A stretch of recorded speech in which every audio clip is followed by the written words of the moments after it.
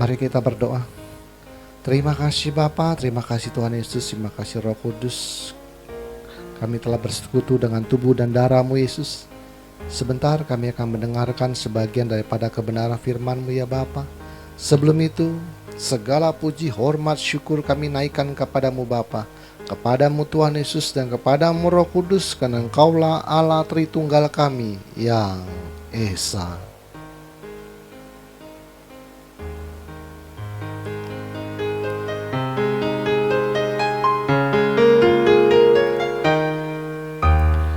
Hormat bagi Allah Bapa, hormat bagi anaknya, hormat bagi Roh penghibur ketiganya yang Esa.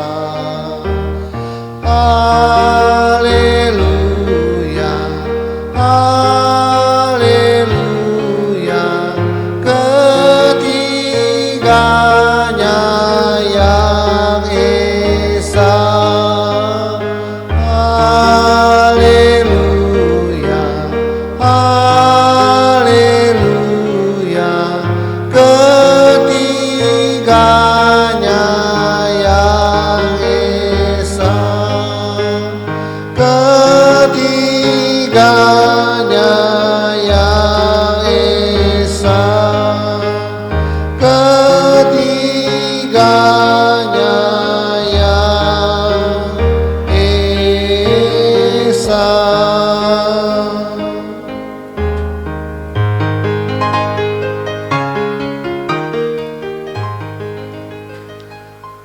Berikanlah kami pengetahuan, pengertian, dan akal budi-Mu ya Tuhan, supaya kami menjadi orang bijaksana dan rendah hati seperti diri-Mu. Urapi hamba-Mu pada saatnya Bapa, Kau menjamal ya bibir hamba-Mu Roh Kudus, supaya apa yang hamba perkatakan menjadi kebenaran-Mu yang sempurna di akhir zaman itu Tuhan. Sembunyikan hamba-Mu di balik salib-Mu, biarlah Engkau semakin besar dan hamba-Mu semakin kecil. Persiapkan hati kami, bagian tanah yang subur dalam hati kami, supaya firman-Mu yang berbentuk logos tulisan mati menjadi rhema dalam kehidupan kami. Terima kasih Bapa, terima kasih Tuhan Yesus, terima kasih Roh Kudus. Di dalam nama Tuhan Yesus kami telah berdoa dan mengucap syukur. Haleluya. Kita yang percaya katakan amin. Mari kita ucap salam kita. 1, 2, 3. Salutam en Christo en dunameon energemata. Salam di dalam Kristus, di dalam kuasa mujizatnya. Amin. Silakan duduk. Shalom semuanya. Oke. Silakan dibagi fotokopi suci. Nah, saya mau cerita dulu. Kemarin saya ada lihat YouTube-nya Andri Tunggal. Dia sedang ngebahas tentang podcastnya Richard Lee sama Pendeta Gilbert. Itu nggak tahu gimana, iseng-iseng ini ada apa lagi, bahas apa nih. Saya tahu memang Richard Lee pernah mewawancarai Pendeta Gilbert untuk klarifikasi ya masalah sebelum jam 2 besok, sebelum jam 2 besok tolong ditransfer ya. Dia tengah bincang-bincang seperti itu. Tapi ada bagian yang dibahas adalah begini. Pak Pendeta, dia bilang, kata Richard Lee, zaman sekarang kan anak-anak zaman now kan nggak bisa yang namanya percaya saja, imani saja, walaupun kau tidak melihat tapi percaya, imani saja. Kan anak-anak zaman now milenial nggak bisa seperti itu, pakai argumen, logika, dipikir dulu. Ya, saya gini Pak Pendeta, teman saya nyumbang 1 juta, dia bilang. Saya nyumbang 100 juta. Saya ini ada di sorga mana Pak Pendeta? Pendeta jawab, ya beda kipas angin sama AC, dia bilang. Nangkep gak? Ya, kalau teman saya nyumbang 1 juta, saya nyumbang 100 juta. Saya ini di sorga mana Pak Pendeta? Pak Pendeta jawab, oh bedanya kipas angin sama AC. Sungguh tak ada yang berakal budi. Saya bilang sama istri saya, coba sekali-sekali Richard Lee, coba saya yang di podcast coba gitu. Ini pemikiran Richard Lee mewakili anak-anak milenial. Oke, anak-anak zaman now yang kritis, yang orang tua salah sedikit aja kena komplain. Karena bener nggak? Anak-anak sekarang salah aja, ibu ngomongnya begitu kayak gitu. Jadi dikit aja salah. Jadi benar, dia mewakili sedang. Kan zaman now tuh nggak bisa anak sekarang itu percaya saja, imani saja pasti. Kan nggak bisa zaman sekarang. Itu zaman dulu. Sekarang nggak bisa dipikirin dulu. Jawabannya, kalau teman saya nyumbang 1 juta, saya nyumbang 100 juta, saya ini ada di surga gimana Pak Pendeta? Oh, beda AC sama kipas angin. Ya pinter. Saya bilang ada. Coba saya yang di podcast.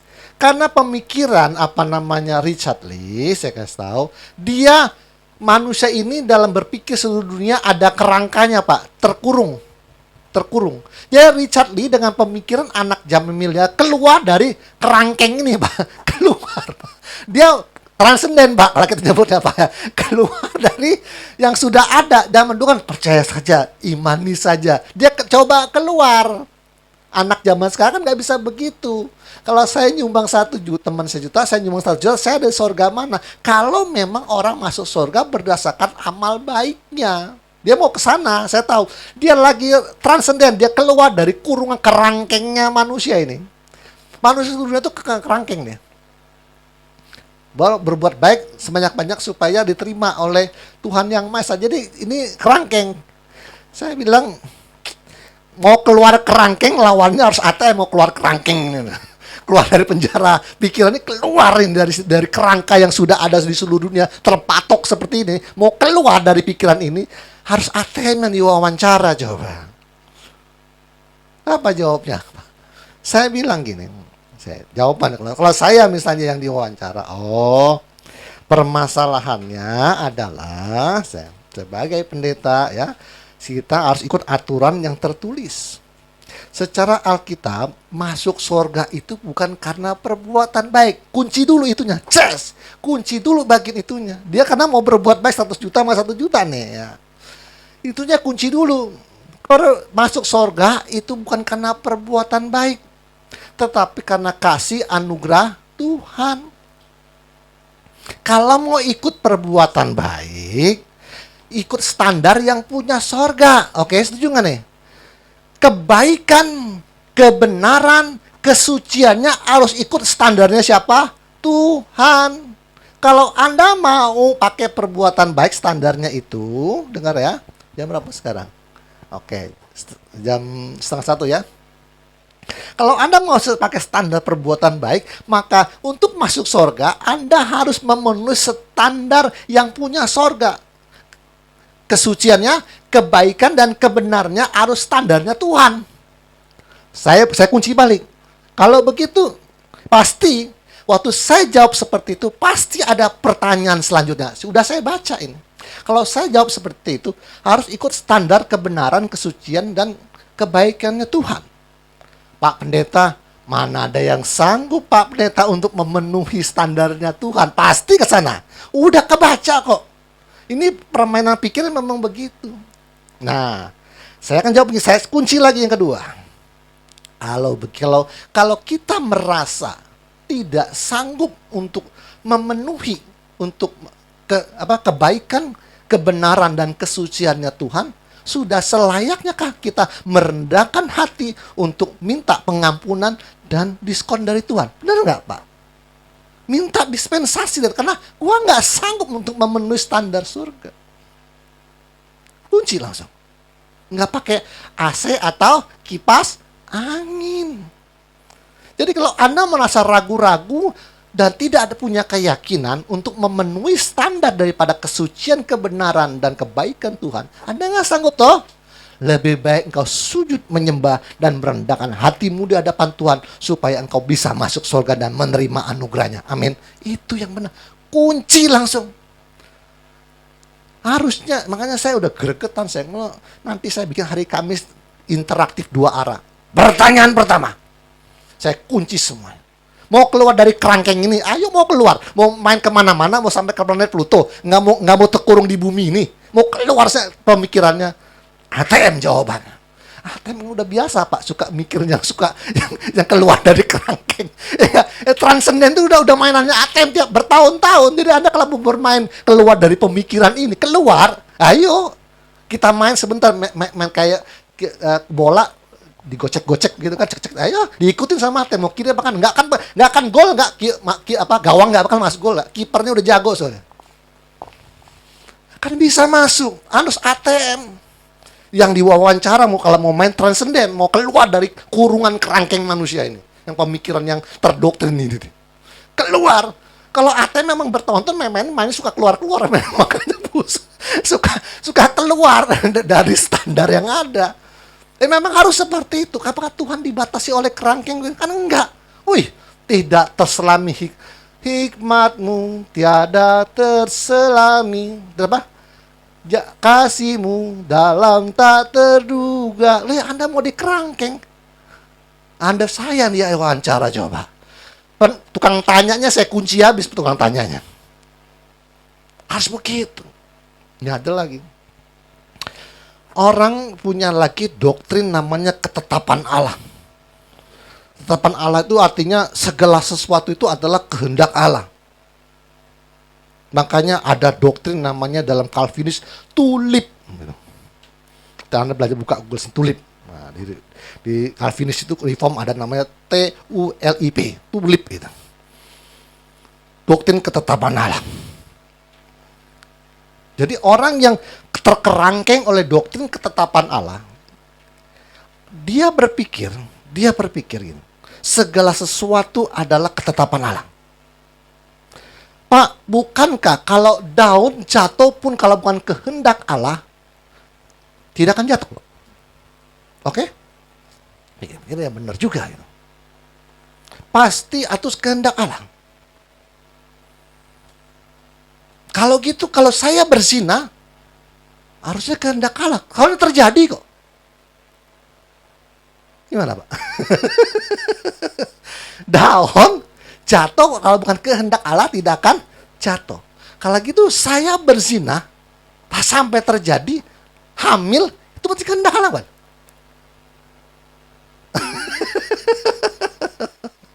Ya. Jadi ada satu pemikiran, sungai-sungai di muka bumi ini, ya, itu bukan karena dibentuk oleh tangan Tuhan, sungai-sungai ini. Menurut Sain, nah kembali lagi Sain, kita kembali ke ilmu pengetahuan, ya, bahwa sungai-sungai terbentuk karena adanya larva dari gunung berapi, mengalir ke bawah, terbentuklah namanya sungai-sungai di daratan begitu. Jadi terjadi bertahun-tahun, terus jadilah aliran-aliran sungai di dalam apa? Terus terjadilah pergerakan lempeng bumi kan bergerak. Jadi bumi itu bergerak karena komponen sama komponen itu sedang bergeser gitu. Terus bergerak. Kalau orang yang punya doktrin ketetapan Allah, itu harusnya bisa terjadi sungai-sungai karena ada yang menggerakkan dan mengaturnya. Itu adalah kehendak Allah. Ada yang menggerakkan. Tapi akhirnya itu dia bilang, pasti mustahil tidak ada yang menciptakannya seperti itu. Pasti ada yang menggerakkan dan mengatur. Pikir-pikir benar juga Pak ya. Ini benar nih kelihatannya. Saya keluar dari kerangkeng nih. Saya mau keluar dari kerangkeng. Oke, kerangkeng besi nih. Oke. Benar sih. Secara sains, itu karena komponen-komponen dari bumi itu saling bergeser dan bergerak, terbentuklah sungai-sungai. Adalah magma, lahar, ngalir ke bawah, terbentuklah jadi kayak jalur gitu. Hanya hujan turun, terbentuklah sungai-sungai. Jadi menurut sains itu seperti itu. Nah, orang yang punya doktrin ketetapan Allah berpikir pasti itu ada yang ngatur, ada yang menggerakkan, pasti ada penciptanya seperti itu. Pasti mustahil tidak ada yang menggerakkan. Oke, tapi nanti ada yang jawab seperti ini. Saya bagus juga argumennya. Tapi tidak ada yang mustahil juga, dia bilang. Engkau lahir karena bapak ibumu itu bersetubuh, maka engkau lahir. Prosesnya gampang kok. Dia bilang. Semudah itu prosesnya. Pertanyaan saya, apakah waktu ibu dan bapakmu bersetubuh, adakah yang menggerakkan dan mengaturnya? Apakah Tuhan ikut campur juga di sana?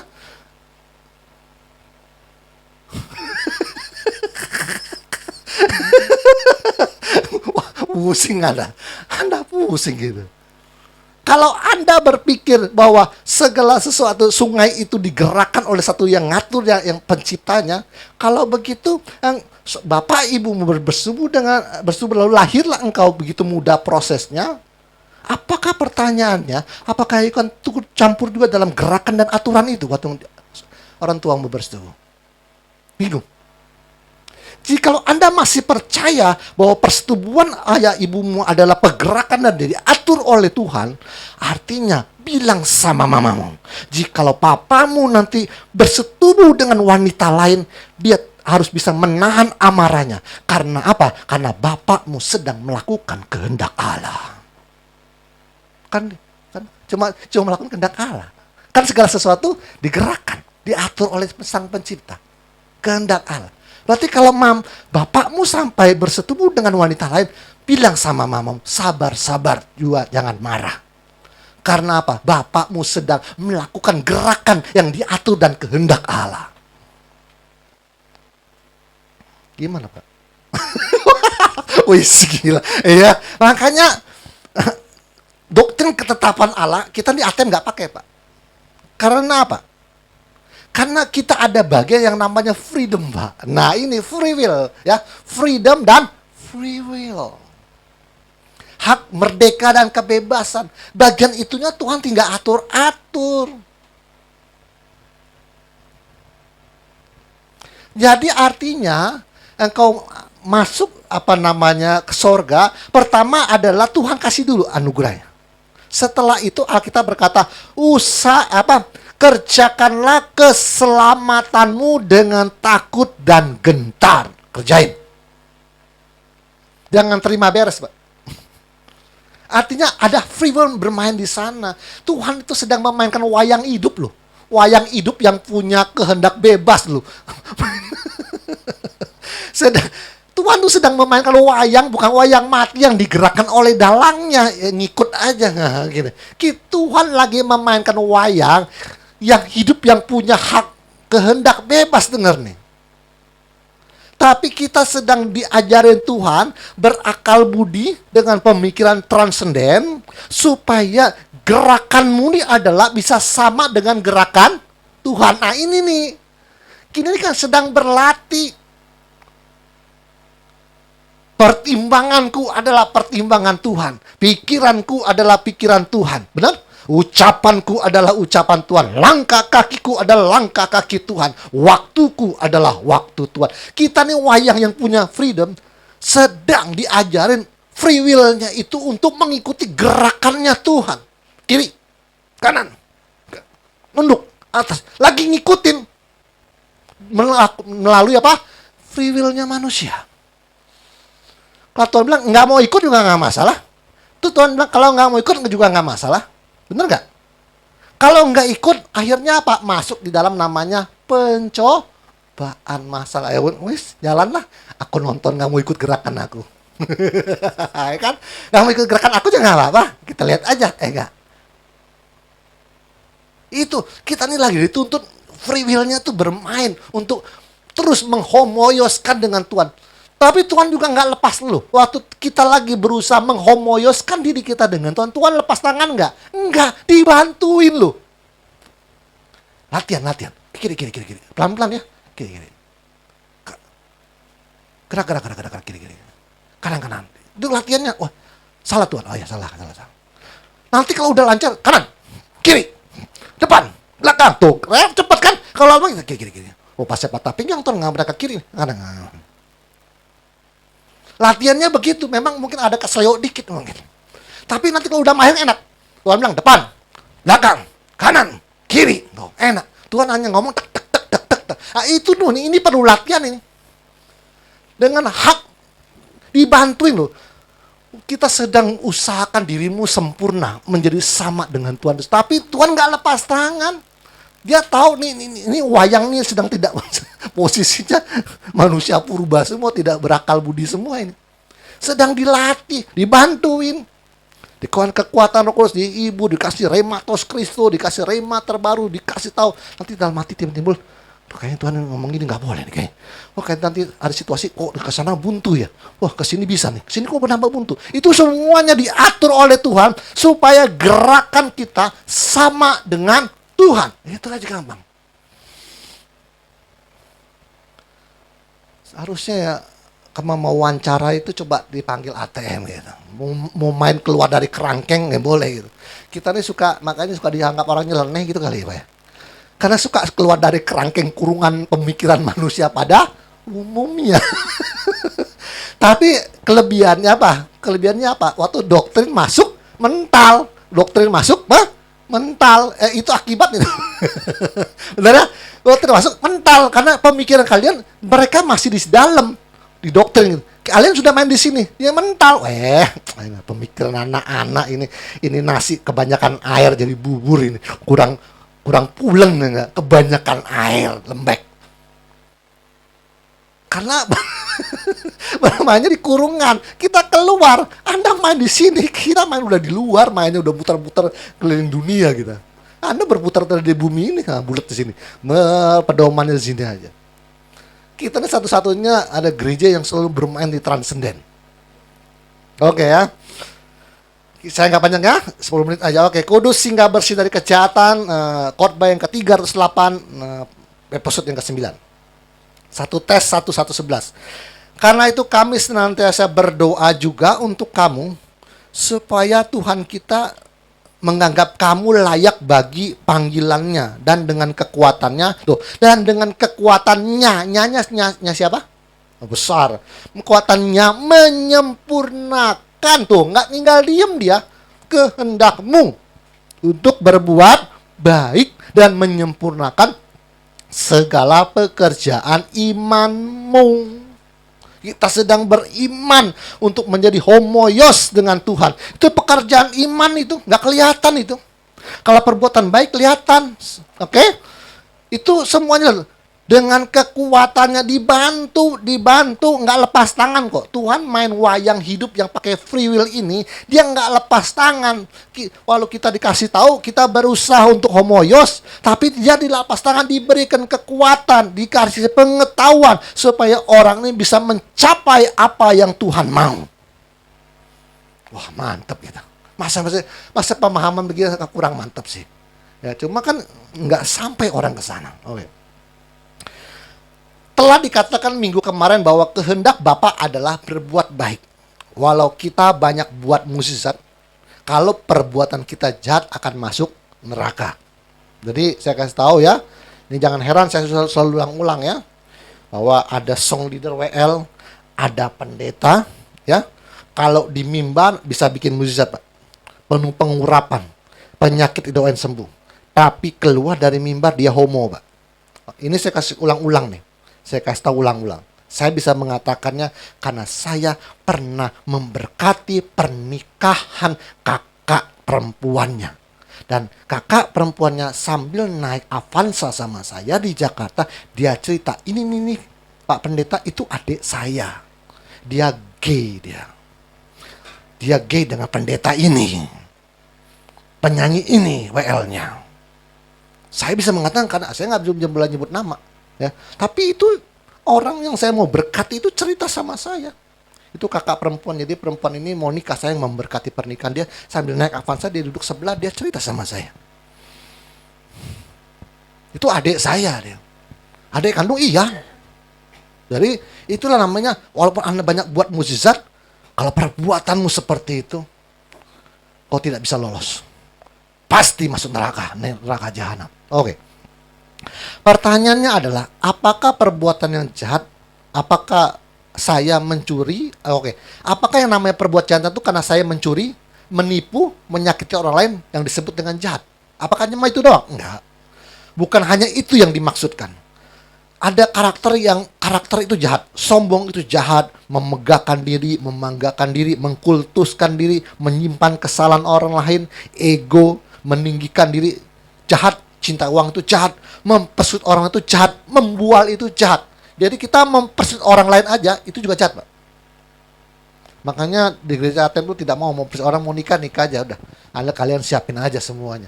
Saya tidak mau mempersulit.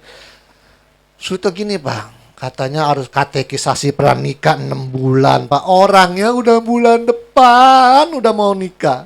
6 bulan kelamaan, asli cari-cari gereja lain nanti akhirnya. Akhirnya kalau gereja nggak ada yang terima, jadinya apa? Kawin secara adat, tradisi ujung-ujungnya. Terus dia udah nanti hamil gimana? Tanpa pemberkatan. Yang mempersulit siapa? Terkurung bener, Pak ya. Nggak bisa fleksibel ya. Heran saya. Kalau karirnya urgent, udah deh. Transenden aja. Udah urgent. Transenden udah, jangan terkurung lagi, lepas. Oke, kapan? Itu dong. Cepat kebijaksanaannya memutuskan. Oke. Matius 7:22-23. Pada hari terakhir banyak orang akan berseru kepadaku, Tuhan, Tuhan, bukankah kami bernubuat demi namamu dan mengusir setan demi namamu dan mengadakan banyak mukjizat demi namamu juga? Pada waktu itu aku berterus terang kepada mereka dan berkata, aku tidak pernah mengenal kamu. Nyala dari padaku kamu sekalian pembuat kejahatan. Tuh. Jadi ukurannya bukan mukjizat masuk surga itu. Yang kelima sekarang, kalian udah kemarin 4 ya. Kehendak Tuhan yang kelima adalah, kalau ada pengudusan ya, harus beriman kepada Yesus, berbuat baik ya kan, ketaatan segala macam, kita udah bicara. Sekarang yang kelima, kehendak Tuhan yang kelima adalah mempunyai hati berbakti atau taat atau nurut atau patuh atau mengabdi. Nah, ini saya sudah khotbah tentang 7 ketaatan kepada kekasih. Ingat ya? Nah, dari ini 7 ketaatan sempurna. Itu saya udah panjang lebar. Jadi yang kelima adalah ketaatan. 1 Tim 5:4, tetapi jika seorang janda mempunyai anak atau cucu, hendaklah mereka pertama-tama belajar berbakti kepada kaum keluarganya sendiri dan membalas budi orang tua dan nenek mereka. Karena itulah yang berkenan kepada Tuhan. Tuh, berbakti. Jadi dari pertama dari pemerintah dulu. Dari taat kepada pemerintah, terus taat kepada siapa? Orang tua, taat kepada suami, taat sama kakak yang lebih tua atau asuk, paman, terus apa lagi? Sama bos dan hamba, pegawai. Itu harus taat itu. Kalau bos, banyak orang tuh salah gini. Kalau Anda sudah ngelamar kerja, oke, kerja akhirnya suatu saat bos bilang, kamu tugasnya minggu ya, untuk minggu depan aja, kamu yang bagian pegang sana. Harus kamu ngotot, oh nggak bisa Pak, saya mau ibadah Pak, nggak bisa ganti orang lain. Itu salah. Itu salah. Kamu harus ikut kata bos. Karena itu masuk dalam ketaatan antara hamba dan bos, majikan. Tuhan nggak marah kok, cuma sekali nggak kayak ibadah kok. Apalagi sekarang gereja bisa 3 kali, ya kan? Misal jam 7, jam 10, jam 5 sore. Bisa diatur waktunya sekarang. Ya, itu harus ikut bos. Nggak boleh. Nggak bisa. Dia bilang saya sih Pak, itu mau Anda bahaya itu. Sama juga ada kejadian juga suami istri itu tiba-tiba, tiba-tiba istrinya itu bertobat, percaya Yesus, dibaptis. Lakinya masih agama Buddha atau Kristen atau agama lain lah gitu. Tapi ini karena cinta mula-mula. Jadi setiap acara gereja diikutin. Rajin dia, kebaktian, kule, tengah minggu, ikutlah, rajin lah, ikut WBI, ikut WBI, pokoknya diajak mau karena dia lagi semangat baru bertobat. Suatu saat, lakinya mungkin sebulan 2 bulan belum komplain gitu. Suatu saat lakinya pulang, istri saya kemana ya? Buka rice cooker nggak ada nasi, udah nangkap nih, ya. Di meja nggak ada kopi, teh manis nggak ada, pulang rumah kosong, udah mulai komplain dia. Kamu kalau gereja, tolong semua siapin, sampai berantakan di rumah. Dibilang masih begitu juga. Akhirnya dibilang, kamu jangan gereja lagi, berantakan di rumah semua. Biasanya yang ngeyel, diam-diam tetap ke gereja dia. Udah dilarang nih sama suaminya. Suatu saat kena gampar. Bak! Nah, salah siapa sekarang? Kan perintahnya dari suami jangan gereja lagi. Karena dilihat rumah ini berantakan semua. Buka resker kosong. Tudung saji itu makanan. Gak ada makanan. Kangkung pun gak ada. Perut lapar. Ada lagi satu saya kasih tahu. Kalau Anda lihat wanita-wanita yang mengerti leha kepada suaminya, perhatikan. Dia mungkin antara jam 4 dan jam 5 itu dia lagi ngerumpi ngobrol itu di tetangga. Ngobrol, terus dia ngomong di rumah tetangga, dilihat jam. Waduh, udah hampir jam 5.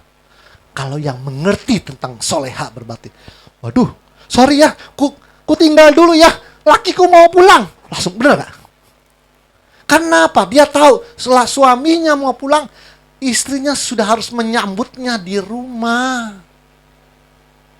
Coba perhatikan, yang ngerti nih, gak tahu yang Kristen ngerti apa enggak yang model gini. Kalau saya lihat tetangga saya, ada yang ngerti, ada yang enggak. Tapi kalau yang tetangga yang sebelah rumah situ ngerti. Asal sudah hampir jam 5, dia ngobrol sama tetangga manapun, saya bilang, udah, saya mau pulang dulu, dia bilang. Biasalah, lakiku mau pulang, dia bilang. Dia udah nunggu di rumah. Nunggu aja. Kalau semuanya udah disiapin, suker, tapi dia sudah nunggu di rumah. Suaminya mau pulang. Kita harus jujur sebagai laki-laki, kalau pulang ke rumah, ceklek, kosong. Gak ada orang. Rasanya gimana? Wah, ini permainan tingkat tinggi. Nah. Tetangga saya ada yang ngerti. Asal mau jam 5, dia buru-buru pulang. Segosip-gosip apapun, ngerumpi apapun, lagi seru-serunya ngobrol sama tetangga. Dia bilang, aku mau pulang, dia bilang. Sebentar lagi suamiku mau pulang, dia bilang. Akiku mau pulang, dia langsung lari, dia pulang. Beresin, pulang. Dia nunggu di rumah.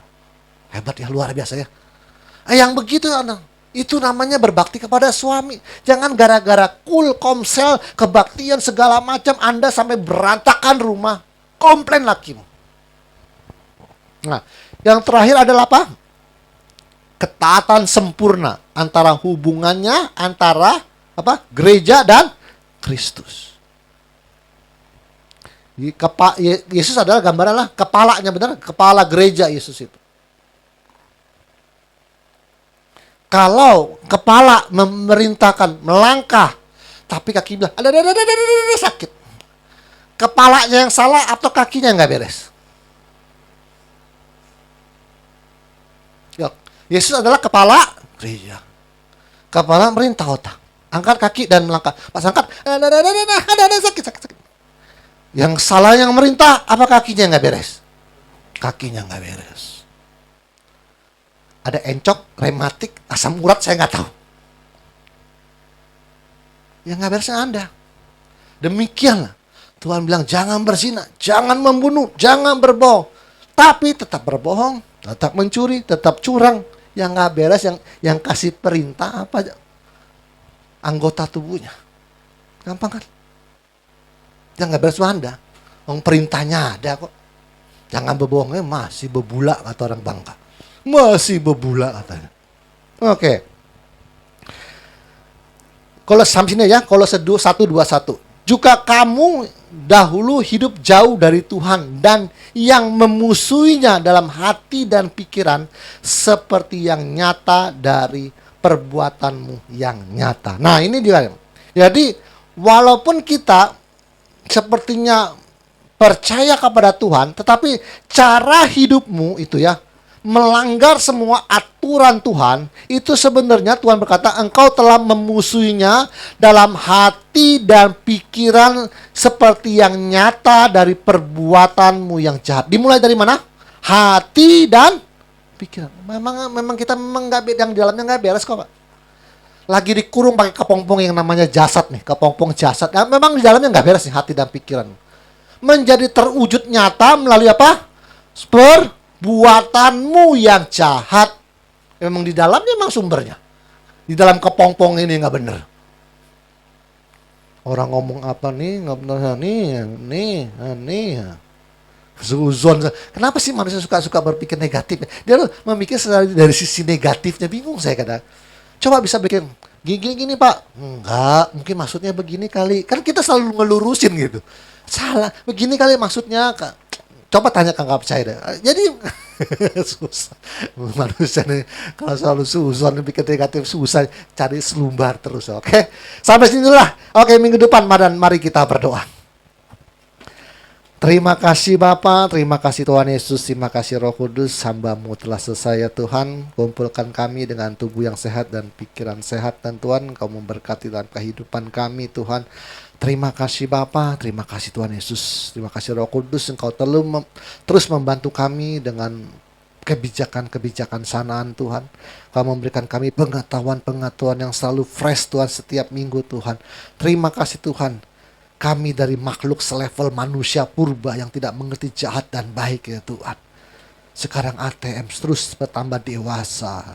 ATM terus bertambah dewasa dan bertambah dalam kebijaksanaan dan pemikirannya. Dan mengerti mana yang baik, mana yang jahat. Mana yang luhur dan mana yang bobrok.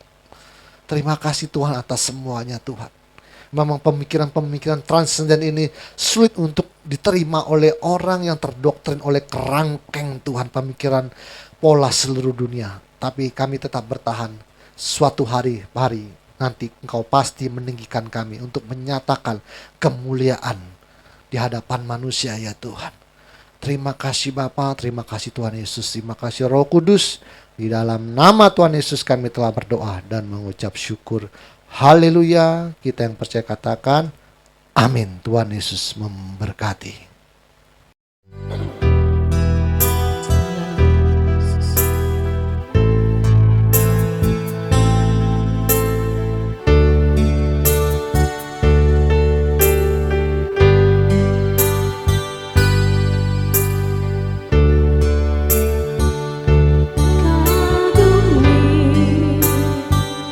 Caramu mencintaiku, kau ada di